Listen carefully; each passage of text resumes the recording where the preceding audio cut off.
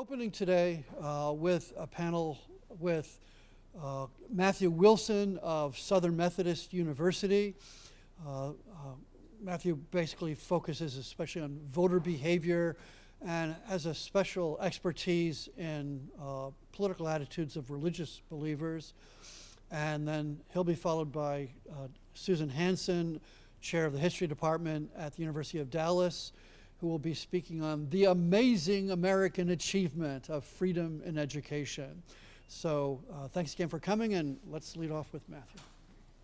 All right, well, thank you, everybody, for coming out on a Saturday morning. Can everybody hear me okay? Picking up? Okay, very good. I generally don't need a microphone. I talk fairly loudly. So thanks for being here. What we're going to talk about this morning is the relationship between religious belief and American attitudes toward the welfare state.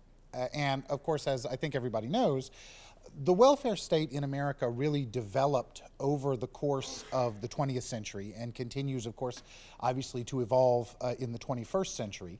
And it's important to note that the origins of the American welfare state are deeply bound up with religion. That is, that the real activism that provided the impetus for various forms of social relief came out of Christian social justice movements to a very significant degree. And so you have Christian activists in the early 20th century who are agitating for things like child labor laws, like various forms of unemployment insurance guarantees. You of course, have had the American Catholic bishops who have been arguing for a century now for a guarantee of universal access to health care, right? I mean, the American Catholic bishops were in favor of some version of Obamacare before Obama was a twinkle in his father's eye. Now, of course, as we know, there are ironies associated with that because the bishops ended up opposing the final Obamacare proposal after having argued for a century that we should have a guarantee of universal health care, but you know, there are a whole host of reasons behind that. The point is, however, that the development of the welfare state in America is very deeply associated with the activities of various Christian religious traditions. So what I'm going to do today is give a kind of a broad overview of the way that religious believers in the United States have historically and do today view the programs of the welfare state, what their political preferences tend to be in this regard. And this draws on some work that I've done over a number of years looking at religious voters and how they evaluate poverty relief programs of the government. And then I'm going to pivot to do a particular focus on what I see as an interesting puzzle, specifically with regard to the attitude of Catholic voters on social welfare questions in the United States, because the relationship between religious commitment and policy attitudes for American Catholics is different on social welfare issues than it is on just about anything else. And I think that'll provide a provocative place for discussion because I don't have the definitive answer as to why. And I'd be interested, in fact, to hear other people's thoughts. I have some ideas, but you know, this is a work in progress in terms of my own research. Okay, so first of all, if we go back about 100 years or so, we begin from a standpoint where American Christians of virtually all major denominational stripes are generally speaking of a favorable orientation towards some broadening of government anti-poverty guarantees or efforts to help those who are struggling. Right? There are not major divisions in America along denominational lines. But of course, that is in evaluations of what was at that time a fairly minimal welfare state. As we know, during the course of the 20th century, the programs that our government has undertaken to alleviate poverty have expanded dramatically. Right? We get Social Security, we get Medicare, we get public housing assistance, the food stamp program, you name it. Right? The welfare state has expanded dramatically. Most recently, of course, with the advent of Obamacare and some move in the direction of a government health care guarantee, which, of course, as of today, is still standing because of events of yesterday. But in any case, as the welfare state evolved during the course of the 20th century, different groups of American religious believers began to be differentiated in the way that they evaluated these programs. And I want to talk about where we stand today when we look at public opinion data from people in different religious traditions in the United States. So if we begin to look at the major religious traditions in America, perhaps not surprisingly, the one that we find that is most enthusiastically and uniformly favorable towards maintenance and expansion of the welfare state is African American Protestantism. That is, the black church continues today and has historically been very, very enthusiastic about expanding the range of government anti-poverty programs. Now, I mean, there are a variety of reasons for this. There are some very good sociological and economic reasons for this. That is, the people in the pews in African American churches, on average, are more likely to benefit directly from welfare state programs. And of course, while churches are theological organizations, they also have powerful sociological dimensions. And so the tangible needs of the people in the pews are going to influence their attitudes. This is, by the way, not a negligible factor historically with the Catholic Church in America either, right? That the Catholic Church represented for much of American history marginalized and relatively poor immigrant populations. And I'll come back to that later. So consistently, people who are African American Protestants show the highest levels of support for maintenance and expansion of a range of welfare state programs. This is true, by the way, after controlling for demographic variables like income. So it's not simply that they are supportive because they are more dependent or benefit more directly from those programs. That's one factor. But even once you take that into account, members of African American Protestant congregations who do not themselves get $1 of government assistance are still more favorably disposed than other similarly situated individuals in our society. Another religious tradition in America very, very favorable towards expansion and maintenance of the welfare state is the Jewish population. American Jews tend to be quite favorable towards welfare state programs, towards anti-poverty efforts. A scholar who has studied American Jewish political attitudes and behavior, Martin Himmelfarb, famously remarked that American Jews earn like Episcopalians and vote like Puerto Ricans. And that was his effort to capture this, that despite the fact that Jews are disproportionately unlikely to actually receive assistance from welfare state programs, they are very, very favorable towards their expansion and maintenance. So, I mean, there's a whole history behind that, but in the interest of time, I'll just leave it at that. Among mainline Protestants, there's a very interesting pattern. There's a real disconnect in political attitudes here on this question, as on many others, frankly, between mainline Protestant clergy and mainline Protestant churchgoers. Mainline Protestant clergy tend to be fairly decisively on the left across a variety of political questions, right? Including welfare state issues. On average, mainline Protestant pastors are very, very favorable towards government anti-poverty efforts, welfare state programs, etc.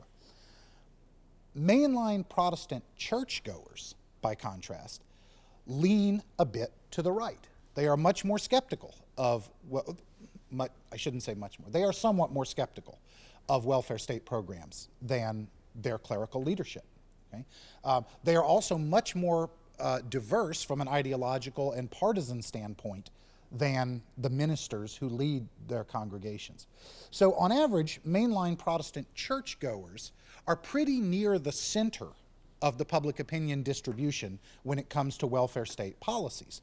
But mainline Protestant pastors are decisively on the left end of the spectrum, that is favorable towards maintenance and expansion of the welfare state. So that's an interesting dynamic to monitor going forward as well. Of course, this exists against a backdrop that we always have to keep in mind of the demographic collapse of mainline Protestantism in the United States, right?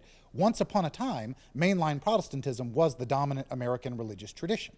If you go back to the 1960s, there were twice as many mainline Protestants in America as evangelical Protestants.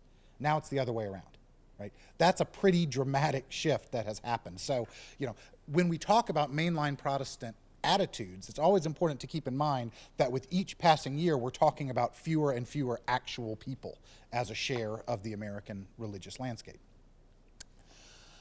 So now that quick survey brings me to what I regard as the two most interesting groups in this regard. They are also the two largest religious groups in America, which is evangelical Protestants and Roman Catholics.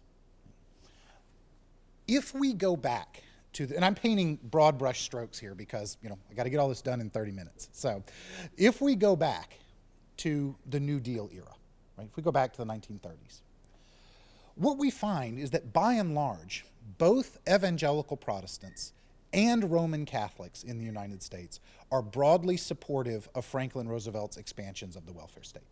Okay? There is significant enthusiasm among both groups for expanded state efforts to alleviate poverty. Evangelicals and Roman Catholics were both critical elements of the New Deal coalition, right? Evangelical Protestants largely are people in rural and small town South and Midwest. Those folks tended to support Franklin Roosevelt, right? People in rural and small town South benefited tremendously from expansions of the welfare state under the New Deal and government job creation, anti-poverty efforts, et cetera. So they were comfortably part of the Democratic coalition. So too were Catholic, immigrant, blue-collar ethnics in big northeastern cities, right? Places like New York, Boston, Philadelphia, Cleveland, Chicago, Detroit, Polish, Italian, Irish, Hungarian, et cetera, immigrants were very much on board with the expansions of the welfare state that took place under the New Deal. Now, let me talk first of all about the pattern with evangelical Protestants. There is a fascinating story. If you start looking at evangelical public opinion in the 1970s and track it over time into the 80s, 90s, and into this century, there's a fascinating pattern of shift and evolution going on there, where at the beginning of this period, evangelical Protestants are at least as likely as members of other major religious groups to support the programs of the welfare state. Okay? However, today, in 2016, when we're in 2017,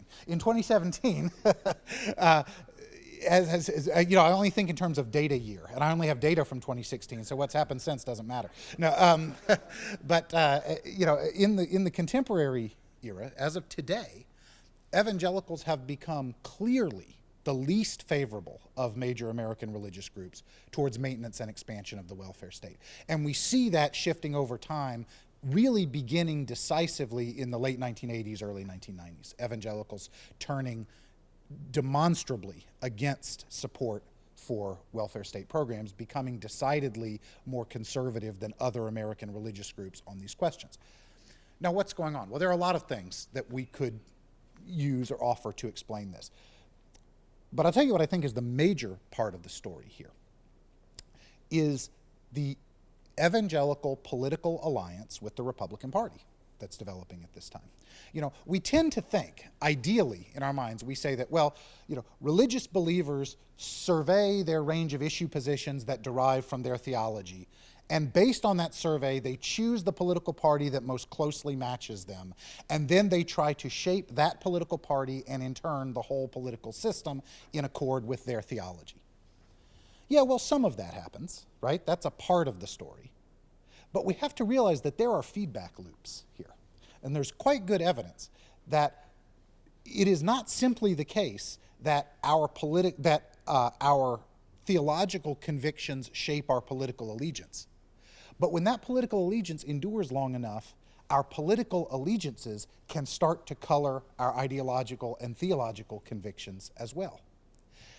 Basically, and I'm simplifying a lot of history here, but basically, what happened in the course of the 1980s and 1990s is that evangelical Protestants in America, leaders of the evangelical Protestant communities, made a deal with the Republican Party, with the secular party elites of the Republican Party, where they said, the Republican Party will become the vehicle for championing the socially conservative positions that we care about.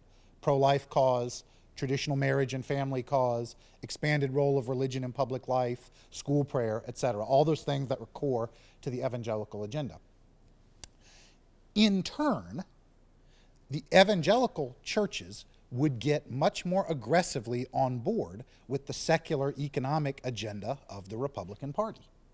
And we see this happening in demonstrable ways, right? Where evangelical churches start to theologize the free market ideology of the Republican Party. You're much more likely to see that, an explicit theologizing of free market capitalism in evangelical churches in the 1990s than you would have in the 1960s. In the 1960s, it would have simply taken the form of communism is godless and terrible and left off there, right? But there's a much more kind of in-depth engagement with a theological rationale for capitalism and the free market that comes out of evangelical churches in the 1990s. And look, I'm not at all saying that there's some sort of explicit deal between every evangelical pastor and some Republican operative, but this is the zeitgeist of the time, right? This is in the air, in the climate of political allegiances. And so as a result, we see evangelicals turning decisively against the programs of the welfare state. Here's a great example. Many of you may remember the Christian Coalition. Right? They were a prominent, predominantly evangelical lobbying group that was active in the 1990s. Their interest group manifesto that they published in 1994 articulated their positions on a range of questions, right? Things that the Christian Coalition really cares about. And it had the usual suspects, the things that you would expect: opposition to abortion, opposition to various kind of gay rights measures, support for prayer in public school, support for a more prominent role of religion in public life, all those kinds of things. Also in the manifesto was staunch opposition to any increase in the federal gasoline tax. Now, you may support an increase in the gas tax, you may oppose an increase in the gasoline tax. I can assure you, however, that Scripture is silent on the subject, right? But this had become part of their platform because of their alliance with the Republican Party, right? You start to see these kinds of things. And so that in turn trickles down into evangelical public opinion, and we see, beginning really in the late 80s and accelerating from there, a decisive turn of evangelicals against the welfare state and against welfare state programs. Okay, so that brings us to Roman Catholics, who are a very interesting case in this regard. Catholics are also, in the aggregate, near the center of the American public opinion distribution when it comes to support for the welfare state. However, saying that obscures a lot of variation within the Catholic population on these questions. I mean, you can more or less count on the fact that Catholics in the aggregate are pretty near the center of the American public opinion distribution on almost everything, right? Partisan choice. I mean, Catholics run the gamut, right? They're fairly typical. They have become, which is historically interesting in its own regard, but Catholics have become pretty typical of Americans, right? People who self-identify as Catholic. Now,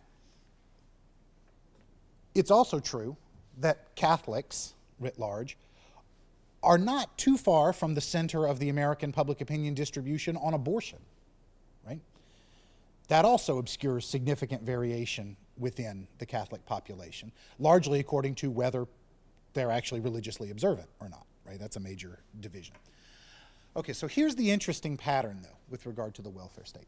On issue after issue, what we find in American Catholic public opinion is, not surprisingly, Catholics who attend church regularly, Catholics who score high on religious commitment by a variety of measures: church attendance, frequency of prayer, how big a role they say religion plays in their life, all these different things.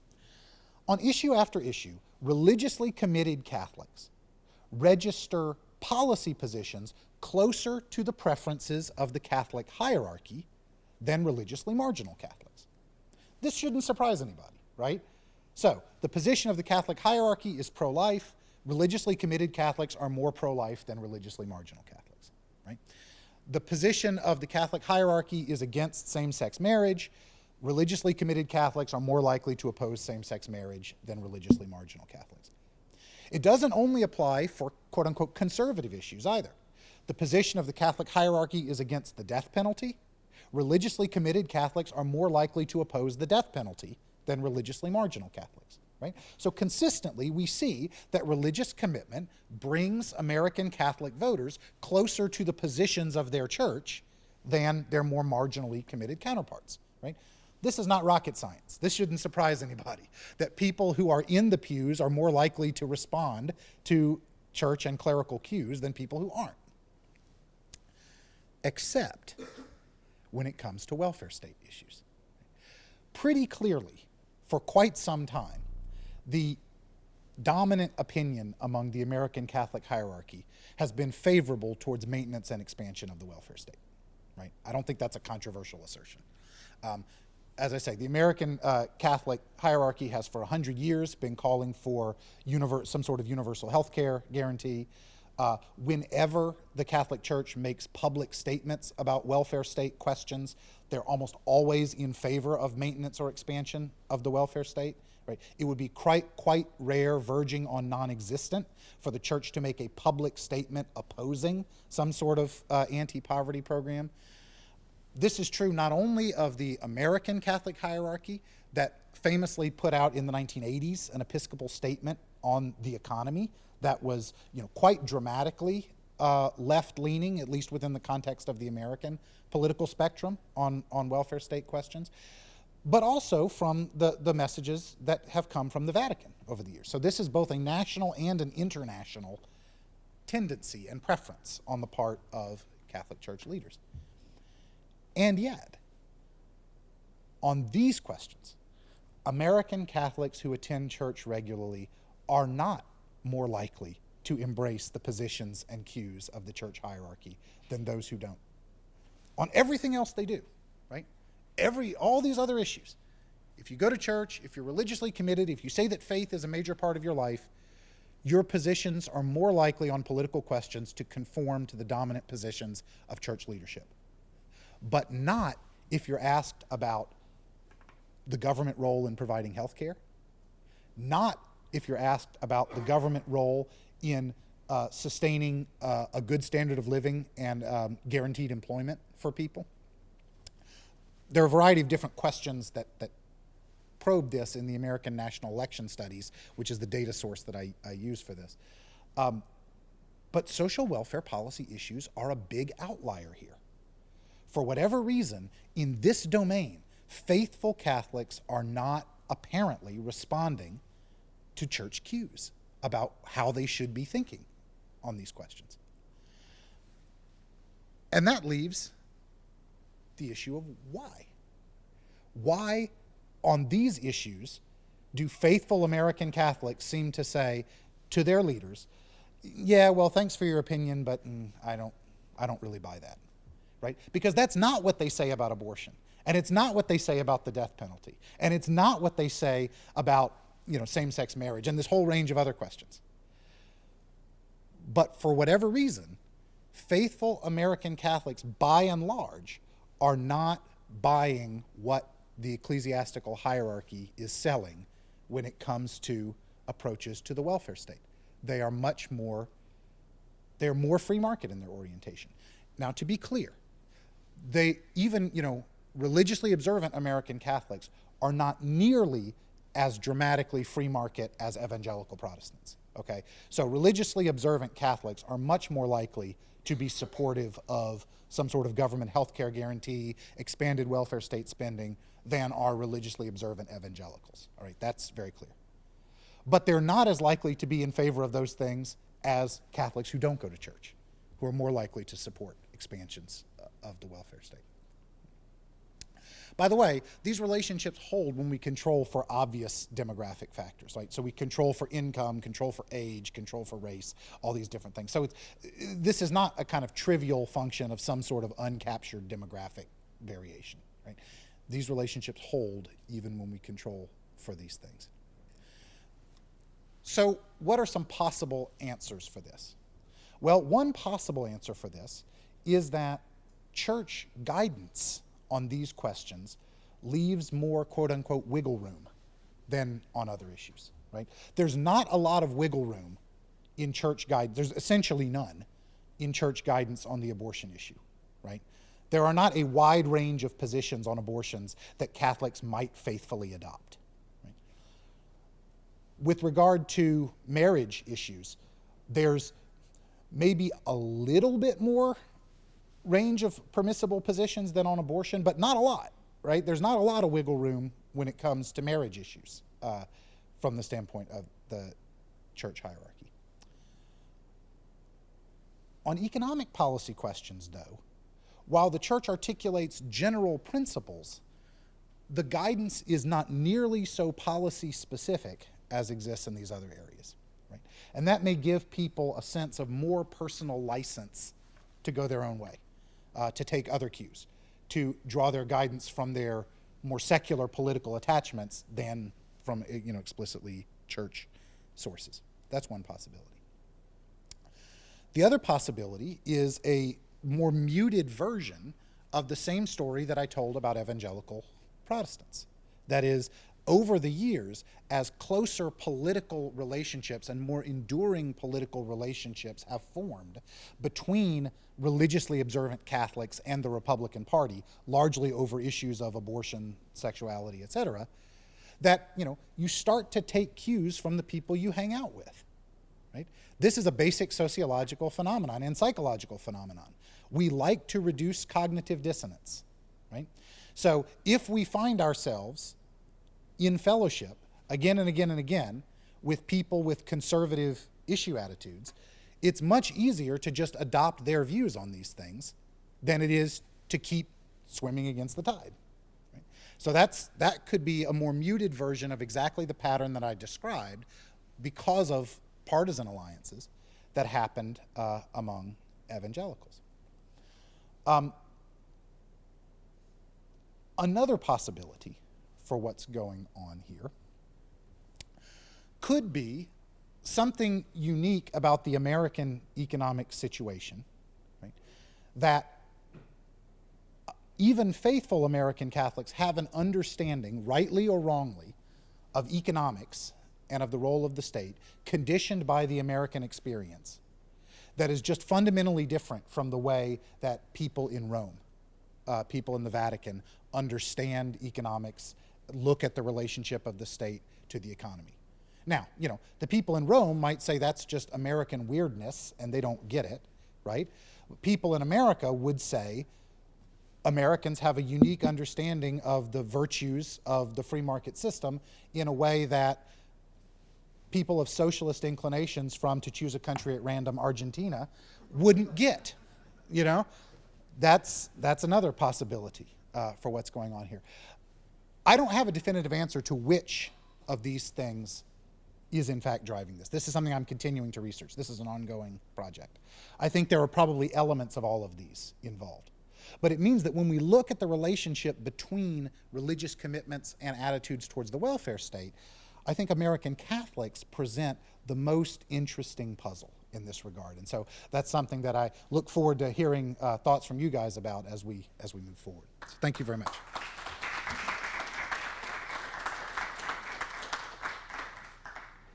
Well, Dr. Hanson, we'll send her paper now, and then we'll have